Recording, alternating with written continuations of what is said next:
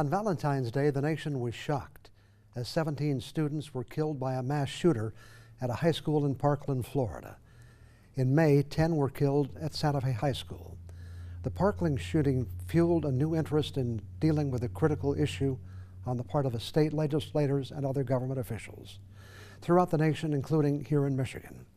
Governor Rick Snyder said the state needed a comprehensive plan to deal with this issue, and the state legislature approved a package of bills that provided millions of dollars for school safety. But where do we stand today? Are our schools safer? Do we have a comprehensive plan? Are we moving forward? That's the subject of this special edition of the Ryan Report, and it starts right now. From TV6, this is the Ryan Report. Here's your host, Don Ryan. Well, clearly, protecting our kids at school is something we all strongly support, but it's not the sole responsibility of any one individual or group. Dealing with this critical issue is a team effort involving the governor, the legislature, law enforcement, public school officials, parents, and others. For our discussion this morning, we have representatives of two of those groups. Captain John Halpin is the commander of the Michigan State Police 8th District, which includes all of the Upper Peninsula. And Bill Saunders is the superintendent of the Marquette Area Public Schools. Thanks for joining us this morning. Thanks for having me. Appreciate Thank you. Appreciate your being Pleasure here. to be here. You know, I appreciate both of you joining us. You know, we're not going to solve this very serious problem here today, but hopefully we can reassure people that it has the attention of those in leadership positions, and we can also identify some of the elements in this very complex issue.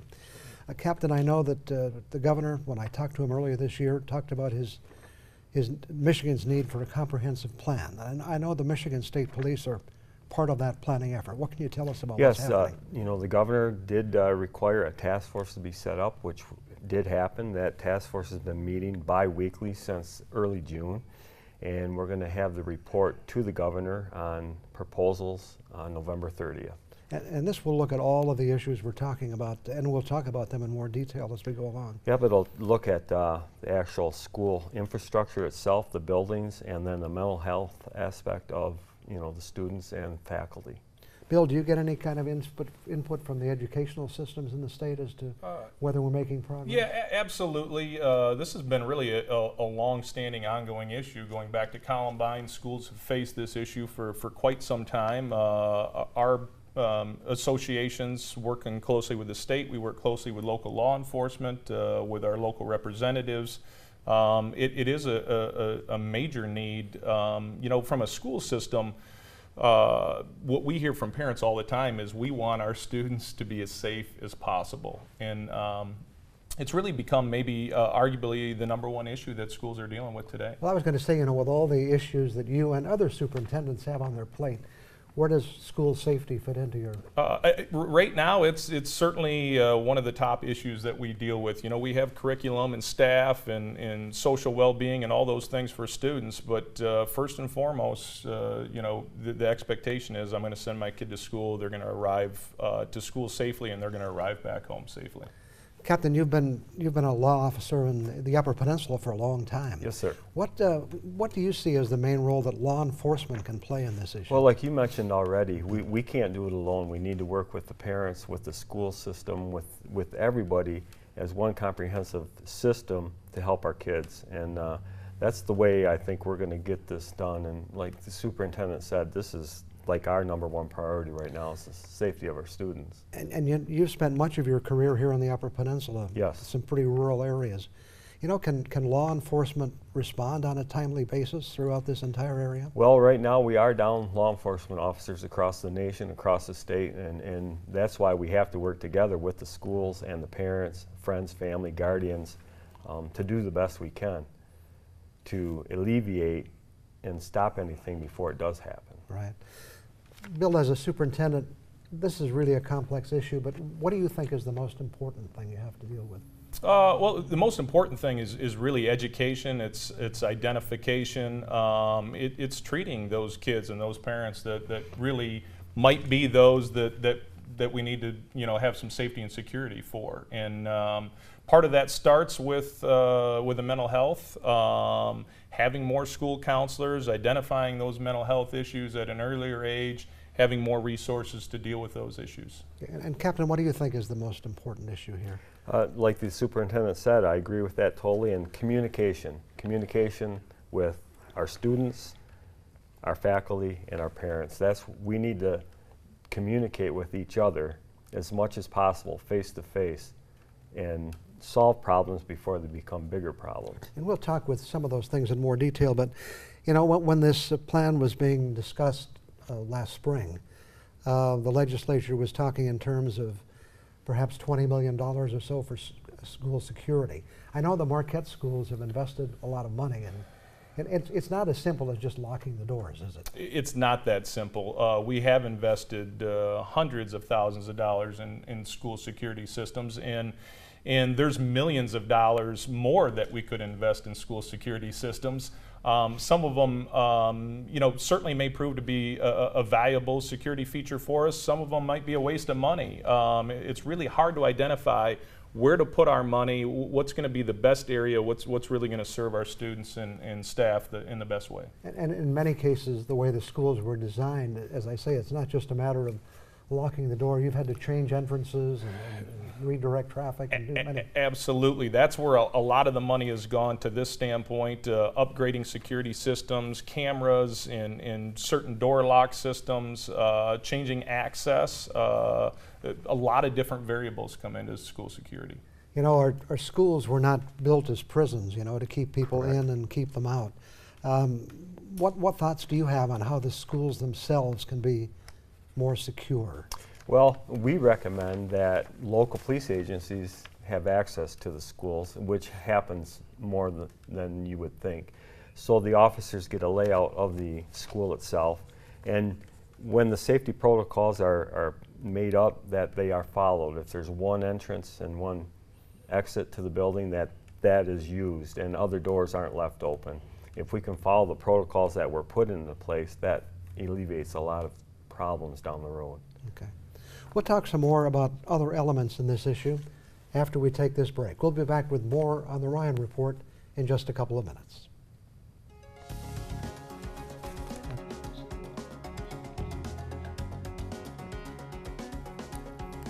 Our guests this morning are Captain John Halpin, 8th District Commander of the Michigan State Police, and Bill Saunders, Superintendent of the Marquette Area Public Schools.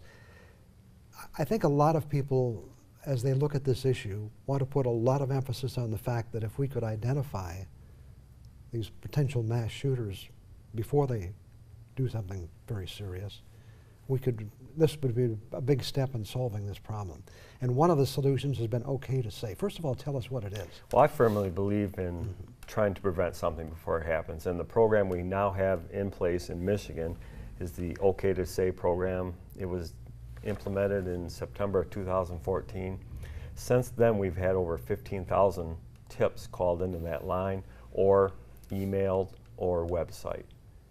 And I had the opportunity to hear you speak at a meeting several months ago, and you mentioned that you have access to that information, the tips coming in. Yes, every tip that comes through that line that would affect any Upper Peninsula school, I see. Okay. And I know within the last year we have stopped credible threats to students and faculty. So this really does work. It really does work. Bill, what's your perception of OK to Say? Yeah, we've had OK to Say since inception, and it has worked wonderfully for us. Probably I can even go one step beyond OK to Say, and I think it's a great system. We use it, we implement it anonymously. Our school liaison program and our school liaison officer, building that personal relationship with each of the students, it takes OK to Say to probably even another level, because there's that communication piece, there's that in-house relationship piece with that school liaison officer, and you know,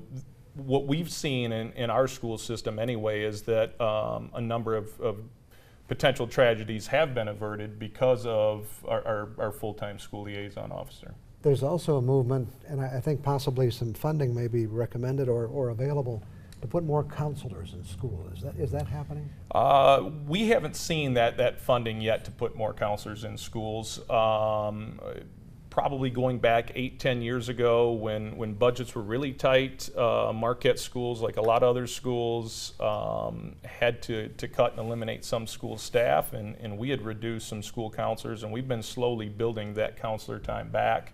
I will say we need more school counselors, absolutely. The issues that are coming into the school today are probably far greater than what they were 10 and 20 and 30 years ago. And the more skilled people we have to deal with those issues, the better, and we do need more school counselors. Obviously, teachers are with students every day. Absolutely. Do we need more training for teachers to deal with these issues? We do need more training for teachers, and we need more support from a budget standpoint to even have more teachers. The other thing you saw over the last 10 years is ballooning class sizes because we didn't have the funding. So schools were eliminating teachers, didn't have teachers. And so with larger class sizes, it makes it more difficult to really hone in on those individual circumstances where those students maybe need more help, more support. And so we really haven't had the manpower to do all of that. And Captain, where does law enforcement fit into this in trying to deal with these potentially problem individuals? Well, Marquette area schools are very fortunate to have the school liaison officers as they do. The smaller rural schools don't have that, so we need to fit in where we can, whether it's in a home setting, when we get called to people's homes and we pick up on things that aren't quite right, we can maybe get that person or persons to some counseling. And again, we need to work with the school districts and the parents to alleviate problems before they, come to head. Are there limitations on what you can do when someone hasn't committed a crime? I mean, yes, there are limitations, and we can only do what we can do. But if we don't try, we're going to fail. So we need to try as best we can, and people need not be afraid to get involved with somebody that may be struggling somehow. Let's talk a little more about that school liaison officer, because I think Marquette is one of the few schools in the Upper Peninsula, at least, to have that program. That's partly supported by local grants, I think, isn't it, too? Really 3 different entities. So local law enforcement, City of Marquette, actually pays 1/3 of the school liaison salary. Marquette Area Public Schools pays 1/3 of that salary, and the Kauffman Foundation actually pays 1/3 of the salary for our school liaison officer. And again, just so people understand, these are not intended to be there as guards. They're really there to relate to staff and students. Relate to staff and students. He teaches, our school liaison officer, probably 40 or 50 different lessons on different subjects, whether it be drugs and alcohol, whether it be sexting, school safety. He goes into classrooms, pushes into classrooms, teaches those types of things. And then also he is there for those types of calls, worried about this student or worried about this family. So he goes and he makes home visits. He visits individuals. If he does get a tip, then he goes and he investigates those things. And do we find many of the school districts in Michigan that have school liaison officers? Well, there's a lot more that do not. Yeah. What the Michigan State Police did several years ago is each post is assigned a community service trooper now, Right. and they get around to the schools, but they're not in every school. They have to make their rounds, and as you can imagine, in a rural area such as the Upper Peninsula, they may not see a police officer for several weeks at a time. When I interviewed the governor, he talked about perhaps we need some training or some kind of a model for what a school liaison officer is. Does that seem like a good idea? It would be a good idea, but again, you have to look back at the funding mechanism to make that happen. Right. But they are invaluable, just like the superintendent said. They're just, they make that connection with the student population that lasts even beyond school. Okay. We have some more issues to talk about as far as school safety goes. We'll get to those in just a couple of minutes. Again, our guests this morning are 8th District State Police Commander John Halpin and Marquette School Superintendent Bill Saunders. This has been a very highly debated subject, but some have suggested that we should perhaps have guns in schools or armed teachers or have something available. Do you or do the Michigan State Police have a thought on that? Well, I can tell you my thought on it. I don't think that's the thing to do to solve this situation. Bringing a gun into school just ups the danger for everybody involved. Unless you have somebody that's like a police officer that carries that gun every day and is trained, all the time with it, I just don't think it's the thing to do. And what's your perspective? I agree 100%. But more guns in schools. We're not trying to create an environment where there's going to be some type of shootout or something like that. We want to disarm folks. There isn't really, in my mind, a place for weapons in schools. School's a place to come, a safe place to be educated, not to be, an armed institution.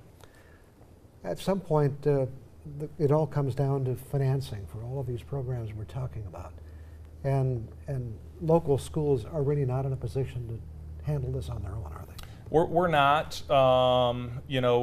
We have been able through some sinking funds and bonds to make some improvements, but even those have limitations. Our sinking fund does not allow us to buy end unit devices like cameras, like special door locks, fob locks, those types of things. So even with the funding that we do have coming in, it's very limited. And like I said earlier, we're trying to regrow our staff from a point of having some pretty dramatic cuts and layoffs.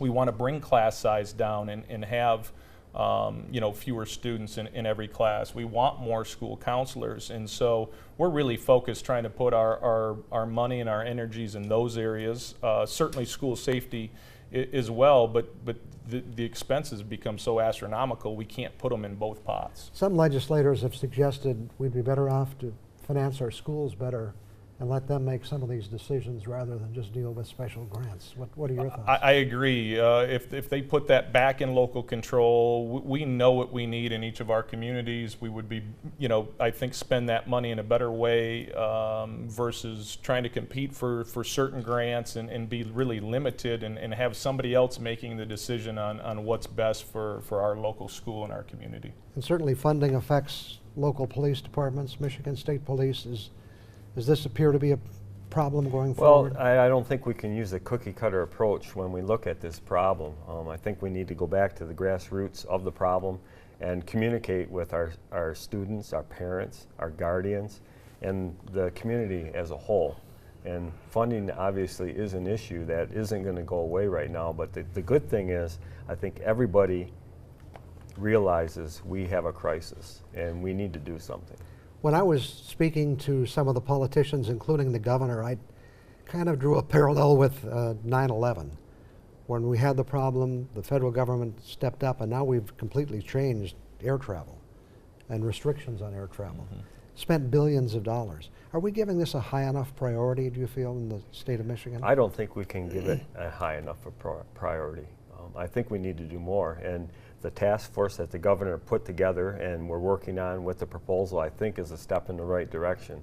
But we need to keep our foot on the gas and keep going. Okay. We can't stop. And Bill, your thoughts? Yeah, I agree. We're usually doing things in a reactionary approach. It's after something major happens, like a Sandy Hook or another type of a Parkland type incident, instead of being proactive and putting measures in place, funding those things ahead of time to prevent them from happening in the first place. We have only a minute or so left. Where would you like to see the priorities placed as we go forward with this discussion? Well, certainly I'd like to see more funding directed towards schools, to our local law enforcement as well. That partnership has been invaluable. They've dedicated a lot of man hours, a lot of service. I think if we bolster our law enforcement programs, if we bolster our schools, that marriage in the end will create a much safer environment for all of us. And any final thoughts from you, Captain? And of course, I'd like more police officers, but I think, the mental health aspect we need to do, and going back to the grassroots, that's what we need to do. Solve this problem before it becomes a bigger problem. Okay. Obviously, it's not a problem that's going to be solved overnight, and it's going to involve a lot. Appreciate your coming in this morning Thank you. and talking about Thank it, you. sharing this information. Thank you. I'll be back with some other thoughts for you in just a couple of minutes.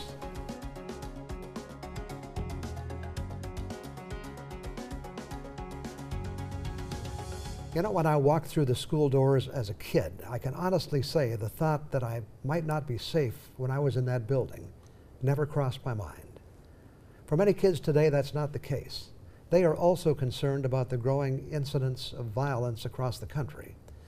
As rallies for school safety were held following the shootings in Parkland and Santa Fe, many of those speaking out were students. I said at the beginning of this report that making our schools safe is not the sole responsibility of any one individual or group, but it requires a team effort involving many, including government officials in Lansing, law enforcement, public school officials, and parents and students. I'm hopeful the School Safety Task Force will put forth meaningful recommendations for a comprehensive plan to address this issue. While many people have a role to play, much of what happens will depend on decisions by those elected to represent us in the House and Senate in Lansing. Like so many things today, solutions to problems require financing, and the state legislature holds the purse strings. Local school districts are very limited in their ability to raise additional funding. Clearly, one of the roles for parents and grandparents and others who worry about the safety of kids in school is to let our representatives know we expect solutions and positive action. And even as we move forward with programs and actions designed to make schools safer, it's always with the knowledge there are no guarantees. Our schools were not designed to be like prisons, buildings built to keep people in and out.